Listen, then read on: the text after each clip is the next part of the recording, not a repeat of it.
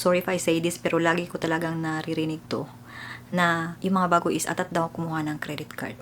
Dito sa Canada, no, na-realize ko na yung mga ginagawa pala natin, yung mga desisyon na ginagawa natin araw-araw, kahit na maliliit, ay may malaking impact kung paano tayo mamuhay dito, kung magiging masaya ba tayo or maghihirap tayo. So, sa videong ito ay isi-share ko sa inyo kung ano yung mga mali na ginawa namin all these years. 12 years ako 13 years yung asawa ko na nandito sa Canada. Kaya ako isi-share yung video na ito para yung mga nandito na sa Canada na medyo matagal-tagal na rin, few years, makarelate, and maybe yung mga newcomer din ay makita yung video ko and then masabi nila sa sarili nila na, nga pala no, wala papunta tayo doon, or I think ginagawa na natin to, we have to be aware and then stop doing these things, these decisions, bad decisions, para hindi tayo matulad sa kanila or para successful yung pagpunta natin ng Canada and magiging totoo yung plano natin nung nasa Pilipinas pa tayo na mamuhay tayo dito ng masagana, masaya. Kasi itong mga decision kasi na nagawa namin is it will make or break you living in Canada. So, kapag we're deep into these wrong decisions, bad decisions, lagi natin ginagawa yung mga wrong decisions sa buhay dito sa Canada, it will set us up na maghihirap, or maybe one day sabihin natin na, ay, uuwi na lang tayo. Gusto ko na umuwi ng Pilipinas for good ha, kasi I don't think living here in Canada is for me. Dahil kahit anong gawin ko, hindi ako sumasaya, at saka I am living paycheck to paycheck, na kahit anong gawin ko, hindi ko na-feel yung masaganang buhay dito. And that's one of the reasons why ang dami na talaga mga Pilipino na umuwi ng Pilipinas and do not plan to come back here in Canada. So ano-ano ba yung mga nagawa namin? First and foremost is na-underestimate natin yung cost of living dito, no? For example, meron tayong trabaho, and then yung trabaho natin is medyo malaki-laki yung sweldo. For example, mga $25 per hour, medyo malaki na yun, no, in this economy. And then, inikwenta natin siya, nagmas tayo kung magkano kaya sasahurin ko, ganyan. And then, parang sa isip natin, malaki talaga siya. Lalo na pag kinonvert mo sa Philippine peso, no, malaki talaga siya. Pero hindi natin inisip na yung cost of living dito, lalo na nitong taon na to, mataas talaga. Bills. Yung lahat ng utilities, pag nakatira kayo sa isang bahay na kayo lahat ng nagbabayad ng utilities, dito sa amin ha, for context, nasa small city kami, ang utilities namin ay nasa around 500 plus. Hindi kasama yung cellphone. So, kung isasama natin yung cellphone ng dalawang tao or mag-asawa, ang binabayaran namin is like 700. Around 700. Hindi pa kasama dyan yung, of course, groceries. I find na yung groceries namin for 3 people, a couple and isang bata, is around 800 to 900, or maybe sometimes kung medyo napalaki yung ano namin, 1,000 sa isang buwan. And then, hindi pa kasama yung sasakyan. So, dito talaga, kahit na dollar yung kinikita mo, dollar din yung ginagastos mo. Do not make that mistake to underestimate the living expenses. Kahit na yung iba, mga nurse, ganyan, malalaki yung sweldo. They may still make this mistake. Kasi, kapag minamas lang natin yung sweldo lang. In the back of our mind, we know na meron tayong utilities, cost of living expenses na babayaran each month. Pero sa isip natin, kaya yan. So, isa yun sa mga pinakamalaking mistake na gagawin natin dito sa Canada. So, paano ba natin malalabanan to is, pag nagmamas tayo, i-include natin lahat. Kahit yung mga halimbawa ay you tend to go to fast food or eating out sa isang buwan, i-include nyo yung mga ganong klaseng gastusin kung mahilig kayong lumabas. Para talaga makita nyo na sa sweldo nyo sa isang buwan ay may matitira ba or wala. So, that's just my advice, no? Kasi we've made that mistake before. Na, halimbawa, pupunta kami sa grocery store, kuha lang ng kuha, and then pagdating dun sa checkout, malaki na pala. Kasi hindi ka nga nag-budget. Na-underestimate mo yung cost or prices na mga binili mo. So, better avoid that mistake by doing the math. Write it down. It's better to write it down para makita mo talaga siya kung magkano. Pangalawa is yung hindi tayo nagre-research kung may mas maganda bang bahay na fit sa atin, sa needs natin, at the same time, nasa budget siya. We've made this mistake before na lumipat kami sa Saskatoon, and then paglipat namin doon, we know na we have some money for down payment or advance, 1 month advance and deposit, diba? And nagsettle kami dun sa $1,300 na para siyang condo style. Kasi aside from hindi kami makapunta dun sa mga viewings kasi malayo nga siya, we settled for someone na who will say yes na okay, ganyan. And then, sa pictures is okay din siya. And then, Filipino din yung may-ari. Parang ganun. We did not really maximize our effort na makahanap ng better housing or apartment na hindi mahal. 1,300 during that time is really expensive, guys. For a family of 3. So, it was one of the big mistakes that we made. So, kung papunta ka ng Canada, mag-dig ka talaga, mag-research ka talaga ng todo na kung saan pwede ka tumira yung family mo na fit sa inyo as a family at saka hindi mahal. Dahil yung rent is, we will pay it monthly, over and over. So, kailangan talaga natin i-consider kung magkano yung babayaran natin dito sa housing buwan-buwan. Ang pangatlo is yung pagsisave para sa emergency, and maybe mag-wonder kayo kung bakit siya nagsasabi na magsisave for emergency. Dito sa Canada or dyan sa Canada ay libre ang hospitalization, libre ang medical care. That is true. Kahit na manganganak ka, nung ako nanganak at saka nagkaroon ng surgery, parking fee lang talagang binayaran namin. And hindi yun ang ibig kong sabihin. Hindi ko ibig sabihin na magsisave kayo for emergency is for medical reasons while here in Canada. Ang ibig kong sabihin ay emergency ng pamilya mo sa Pilipinas. Bakit ko nasabi to? Dahil, example, in our experience, noong 2015, we were broke. We were so broke during this time. And then, my husband's brother's wife ay pumanaw. So, alam naman natin na maraming gastusin, diba? And as a family na nasa Canada, of course, you have this sense of responsibility na kailangan mo talaga magbigay. However, yun nga, wala kang pera, you don't have money in your checking account. So, saan kukunin yun? Credit. And that's one of the mistakes that you can make dito sa Canada na hindi ka magsisave for your family back home kung may emergency. Hindi ko sinasabi yung monthly na kailangan mong magbigay, ganyan. Yung sa mga emergency talaga na you cannot say no dahil also you will feel bad and you really need to help. Yung mga ganun. So, it's not just about our emergencies, but emergencies of our families back home, diba? So, yun, kailangan natin mag-save. Otherwise, we will get that money from credit. And hindi siya maganda. And then, yung pang-apat na sasabihin kong mistake, related talaga to sa pangatlo, which is, nagre-rely tayo sa credit. Like, kaskas tayo ng kaskas. And, don't get me wrong, ha? We all make these mistakes.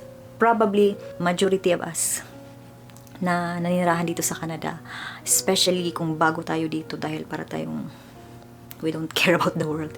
We don't care what's going to happen. We don't care about our finances na parang I will deal with it later. And then kaskas lang tayo na kaskas, which is not a good idea at all. So yung mga bago dito, sorry if I say this, pero lagi ko talagang naririnig to na yung mga bago is atat daw kumuha ng credit card. And if you need that, and you think you can really use that, maybe. However, you will make mistakes kapag hindi mo alam on how credit card works. Unang-una ay, yung credit card ay may 20 to 30% na interest. Can you imagine that? So, kung kailangan mo talaga ng credit card, just get a credit card na yung maximum ay $1,000 na credit limit. Para hindi ka lalagpas ng lalagpas. Huwag mong ipa-adjust yung credit limit mo dun sa malaking amount. Dahil you will be prone to malaking utang. Kasi matitempt ka eh. Kasi kung andyan na yung amount, matitempt ka. Another mistake pagka meron kayong credit card is yung hindi nyo babayaran ng buo. Yung nagamit nyo each month. And also, kapag ka lumagpas kayo sa 30% ng usage ng credit card. So, kung meron kayong 1,000 na credit limit, kailangan hindi lalagpas sa $300 yung nagamit nyo sa isang buwan. At saka bayaran nyo agad lahat na nagamit nyo dun sa card sa isang buwan. That's how you use a credit card properly. So, kung gusto nyo kumuha ng credit card for points purposes, which we do ha, kami mag-asawa, ganun ang ginagawa namin para sa points. And it will be on your advantage kapag ka marunong kayo mag-handle, kapag ka binabayaran nyo yung amount at saka hindi kayo lalagpas sa 30% sa limit ng card. So, yun ang isa sa pinakamalaking mistake tungkol sa credit card. Same thing on loans, credit lines, etc. Similar scenario doon sa mga credit and loans na yan. Kasi if you make a mistake in handling your credit card, para kayong isang hamster na nasa hamster wheel na hindi kayo makaalis. Parang you are just chasing your tail every time. And by doing that, mamuhay pa ba tayo na masaya sa Canada? Hindi na. In my opinion, hindi na. Parang living in Canada will be more of causing us a burden instead of living here na masaya at saka masagana. Ang sunod na mistake na isi-share ko sa inyo ay tungkol doon sa tax. So kung pagdating mo sa Canada, normal lang na hindi mo alam kung may income tax pala, may sales tax pala, magkano, ganyan, etc. Dahil tayong lahat, before tayo pumunta ng Canada, wala tayong edukasyon kung ano yung mga ganito sa Canada, may mga taxes, magkano, how it works, paano na-apply, etc. However, our responsibility na alamin to. And when I came to Canada, dito ko na ay, may mga tax pala na ganito. Kahit na yung first few jobs na in-applyan mo, bibigyan ka ng Form TD1. However, you don't know kung paano fill upan. Hindi mo naiintindihan yung mga nasa form. And responsibility natin yan na alamin. Dahil income tax, it can make or break you too. Ito yung pinakamalaking halimbawa, no? Sa trabaho, this is a really common, widespread misconception sa mga Pilipino na kapag ka nag-overtime ka, ibabayad mo lang lahat sa tax. I'm sorry, I find this funny dahil people think na kapag nag-overtime ka, napupunta lang lahat sa government. That is a really widespread misconception. Dahil dito sa Canada, ang income tax ay progressive. Hindi ibig sabihin na pag umabot ka ng 100k nakita dahil lagi kang nag-overtime, malaki na, doon ka napasok ka na. And then, yun na talaga yung babayaran mo na percentage ng tax dahil umabot ka na doon sa bracket na yun. Hindi po ganyan ang ibig sabihin. Yun lang pong amount na extra or difference pagpasok ka na dun sa next bracket, yun lang yung kukunan ng next bracket na percentage. It's hard to explain. It's hard to explain pagka hindi mo siya nakikita. Maybe I will make another content about this in the next videos. So, it's our responsibility na alamin yung mga taxes. Kasi I do this for a living, no? And yung mga clients ko, mga Pilipino, kahit na hindi sila newcomer, talagang wala silang idea. As in like, you're supposed to be knowing at least the basic, pero wala silang idea. And ito ang pinakamasakit. Ang pinakamasakit is, or I will say pinakamasakit sa ulo is ididiin nila sa'yo yung wrong, yung misconception nila, ididiin nila sa'yo. For me, it's so sad na mali ka pa, ididiin mo pa sa akin yung mali mo na, yung akala mo na ganito, ganyan. Dapat ganito, kasi si ganyan, bakit si ganito, ganyan yung kanya. Guys, wag niyong gawin yan sa mga tax preparers or accountants niyo. Kasi in the first place, kaya kayo lumapit sa kanila para sila yung gumawa ng tax niyo kasi wala kayong idea, hindi niyo alam. So, yun lang, just my 2 cents on that. Kasi nakaka-relate ako dyan sa tax side dito sa Canada. Alamin niyo, please, just the basic, mag-research kayo and then intindihin nyo, wag nyo lang basahin, intindihin nyo. In that way as well, kapag may nagtatanong sa inyo or may newcomer kayo na kakilala, pwede nyo ring ma-share yung nalalaman ninyo na tama. Kasi I heard also na ang dami nagsishare ng about tax and whatever dito sa Canada about finances. And they're sharing the wrong information, mga tax credits, kung kailan, kung paano. They're sharing the wrong information. And kapag nag-share kayo ng information na hindi nyo chinecheck kung totoo ba to, ganito ba talaga, yung nalalaman ko is tama ba, you're setting them up na meron na silang maling akala, kararating pa lang, bago pa lang nila sa Canada. And baka i-share din nila yun sa ibang newcomer or ganyan. So, better off, alamin nyo, fact check, know the truth, mag-research kayo bago nyo i-share yung mga about taxes and credits dito sa Canada. So, isa yun sa mga malaking mali din ng mga Pilipino dito sa Canada is yung about sa taxes. And i-add ko lang tong pinaka-importante, no, kung papasok kayo ng trabaho na contractor kayo, self-employed yung status ninyo, yun din ang isang bagay na kailangan yung i-research how it works. Dahil otherwise, baka magulat kayo sa taxes na babayaran nyo, owing ninyo pagdating ng end of the year. Dahil wala kayong idea, akala nyo parang employer lang din na merong withholding tax, ganyan. So, it's our responsibility talaga. And we made this mistake also nung 2015, 2016, around those times na yung asawa ko ay nag-independent contractor siya. as a delivery person. And that prompted me na I will dig into tax, I will know this, I will learn how to file tax, I will like do everything about taxes.